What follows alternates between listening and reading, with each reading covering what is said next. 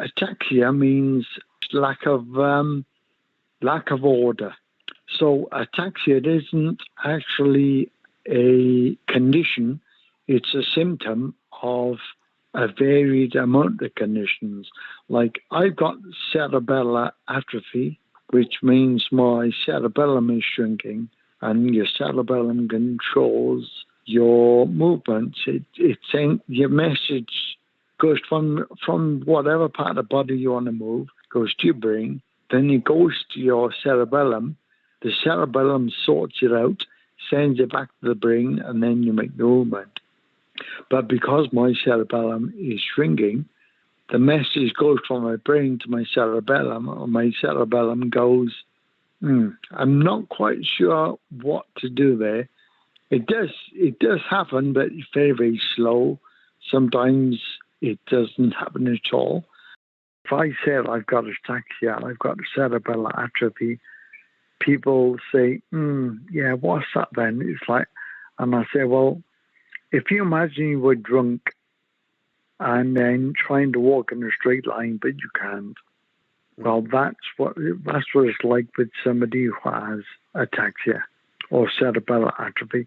And the amount of times that people have accused me of being drunk simply because I do stumble sometimes, and my speech can be a bit slurring sometimes. And because of that, I've been refused entry into a couple of places, refused a drink because no, you're too drunk already. Well, I'm not actually.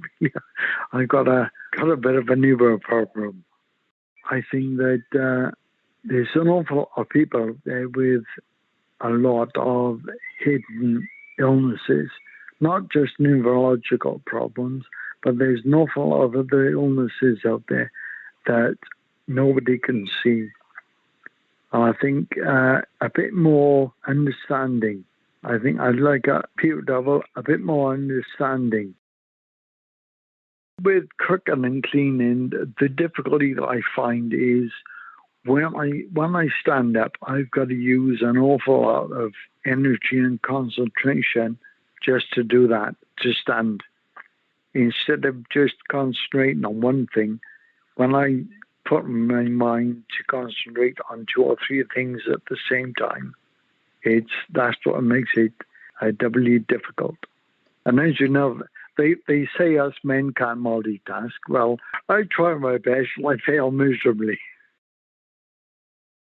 I started cycling. I mean, I used to cycle when I was a kid, and when I got this diagnosis, I hadn't been on a bike for a long time because of my balance, and I found a company that made recumbent trikes, which is it's a sort of a laid down cycle, 3 wheels.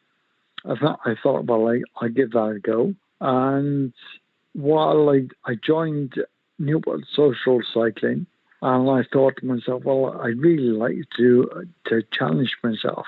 And I saw this Wide London come up, which is a 100-mile bike ride.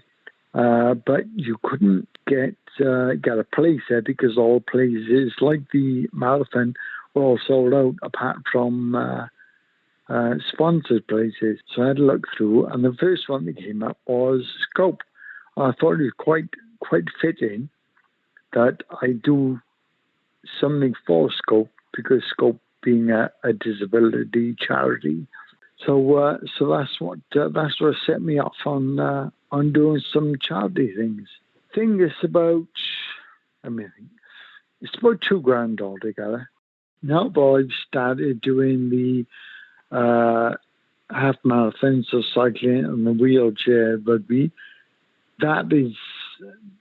it's just opened up a whole new life for me, to be honest with you. And it's one of the things that I really, really miss at the moment, is not being able to get out there with the guys and do a bit of training.